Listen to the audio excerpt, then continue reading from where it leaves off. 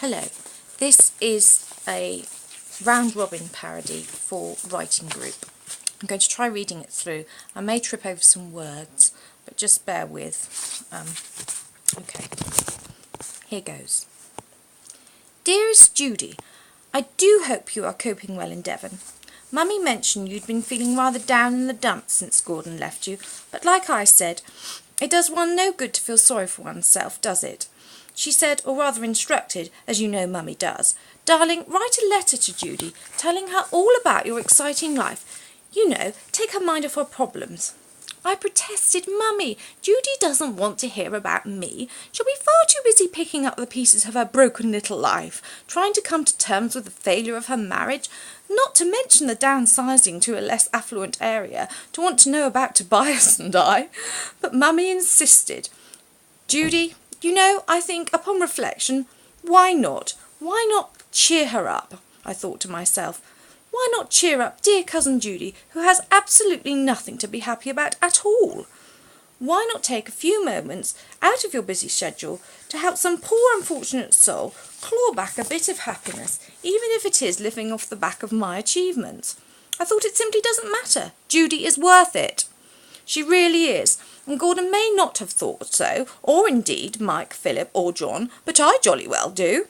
So here I go, Judy. No, don't say anything, it's a pleasure. I really didn't fancy bridge today anyway. Right, firstly, Tobias and I have finally moved to Chelsea. We were torn, I must say. Having to sell the villa in Saint-Tropez was a wrench, but the children need to mix with the right sort of people. You know, the go-getters.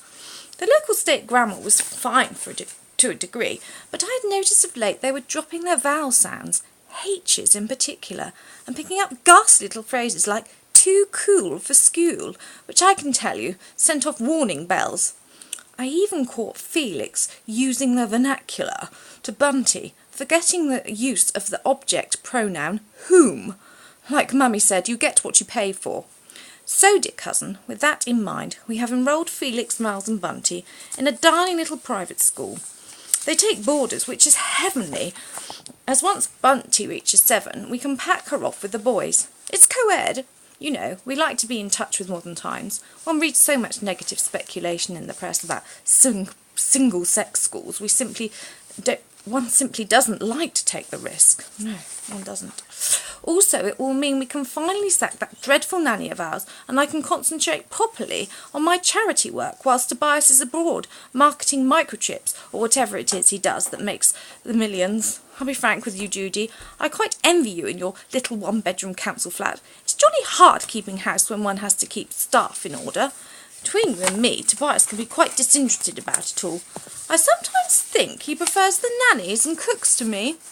I did get a little bit silly about it a few months back, as I found some lingerie in our bed which didn't look like mine. But like Mummy said, I am a frightful scatterbrain at times, and how could Tobias want any other woman when he's got me? That put me straight. Good old mater. Well, I mustn't ramble on. You'll think me the most terrible bore. I just wanted you to know that you are not completely forgotten, and that although you may think we have the perfect life, it's a frightful old slog for Tobias and I, and quite frankly rather thankless at times. Being a success in life isn't everything. Remember, it's who you are that is important, Judy, and you are such a simple, uncomplicated girl, you really ought to pull yourself up by the bootstraps and count your blessings that all those men have left you, and in time for Christmas too. Think of the fun you'll have with no one pestering you for presents, your time, or your dazzling social persona. I simply do not know how I'm going to carry it off this year. Please say a prayer for me, Judy. Christmas is a time of year to think of others, isn't it, my dear cousin? Fondest felicitations, Arabella. Mwah.